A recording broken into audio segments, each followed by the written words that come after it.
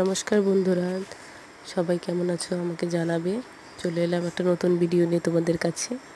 আজকে গাছে মোচা দেখে মনে হচ্ছে যে মোচার ঘন্ট খাবো, তাই গাছ থেকে মোচাটা পেড়ে নিয়ে চলে এলাম। তো আমি দেখো এখানে মোচা কাটতে বসে গেছি।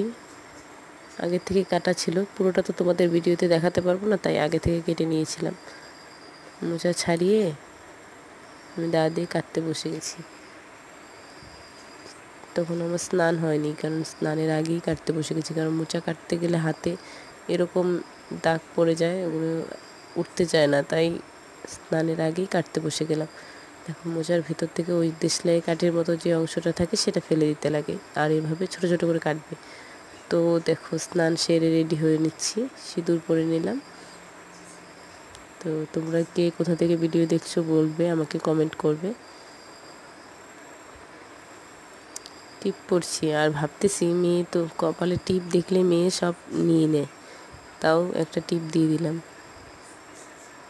কারণ সিঁদুর পরলে গরমে সব একদম ঘেমে চলে এলাম রান্নাঘরে। তো দেখো মোচাটা আমি নুন আর হলুদ দিয়ে সেদ্ধ করে নেব। সাথে আমি কয়েক টুকরো আলুও দিয়েছি, তোমরা চাইলে দিতেও পারো, নাও দিতে পারো। এটা একটু মিক্সড করে ঢেকে রাখবো কিছুক্ষণের মতো, 5-7 মিনিট ঢেকে সেদ্ধ করে নামিয়ে নিলাম। এখান থেকে আলুগুলোকে বেছে কড়াইতে তেল গরম করে আলুগুলো ভেজে নেব।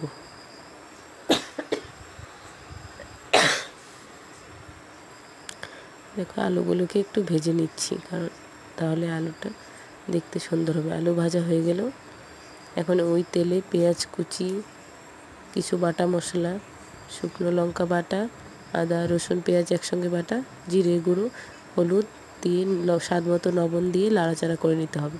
যখন মশলা থেকে তেল ছেড়ে দেবে, তখন সেদ্ধ করে রাখা মোচাটা তার মধ্যে দিয়ে দিবে, দিয়ে ভালো করে কষিয়ে নিতে হবে।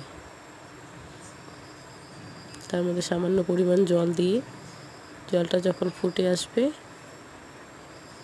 আঠালো ভাব চলে আসবে, তখন তার মধ্যে একটু গরম মশলা দিয়ে নামিয়ে নিবে। তো রেডি হয়ে গেল আমাদের মোচার ঘন্ট। এই দেখো আমারটা তো রেডি হয়ে গেছে। তো এইভাবে বললে কি আর হবে, তোমাদেরকে কিছুটা খেয়েও দেখাচ্ছি। এই দেখো আমি কিছুটা খেয়ে নিলাম, খুব ভালো হয়েছে খেতে, তোমরা বানিয়ে দেখো। সাথে ছিল কচুর লতির একটা সবজি করছিলাম, ওইটাও উনানে বসানো ছিল, তো ছেলে ওটাও ভিডিও করে নিয়েছে। দেখো কচুর লতি সিদ্ধ করতে দিয়েছি।